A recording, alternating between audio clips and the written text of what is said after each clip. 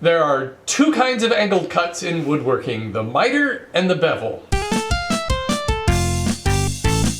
There is no exact definition of the difference between the two, but in general, I think of a bevel cut as one made by tipping the saw's blade, while a miter is made by angling the workpiece. I also tend to think of miters as cutting an angle across the face of a board, like for a picture frame, while a bevel creates an angle on the edge of a board. These are very loose definitions, and frankly, it doesn't really matter what you call them, they're all just angled cuts. You might use a miter saw to make both bevels and miters. Most of the time you'll rotate the saw to the angle you need and make a miter cut. But if you stand the board on its edge, you can make a bevel.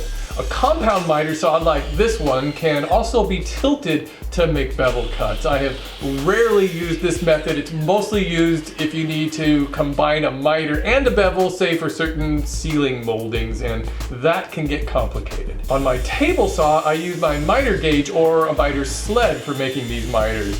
For these, the wood is tilted and the blade remains straight. This is pretty standard for making picture frames. But if you want to make a bevel, a long angled cut along the edge of a board, you need to tilt the blade. This is the only way to make an angled cut when you just can't raise the blade high enough for a regular miter cut. Most table saw blades will tilt in one direction and have some sort of a scale to indicate the angle of the bevel. In my experience, these will get you close, but they aren't very precise. I prefer to use a digital bevel gauge. This one is called a bevel box. First you zero it to your tabletop, then it magnetically sticks to the side of your blade. When you get your blade set to the angle you want, move your rip fence into position and make your cut. I prefer to run the workpiece, the part I want to keep, along the fence and let the cutoff piece fall away. I don't like to run the risk of having the small cutoff piece get trapped between the fence and the blade. It can cause it to throw back at you. Plus, I always like to stand a little to the side of the blade in case something does get thrown back. Always use some sort of a push stick or push block to keep the workpiece against the fence and your fingers away from the blade. If you're making bevels using your miter gauge, I don't think it really matters too much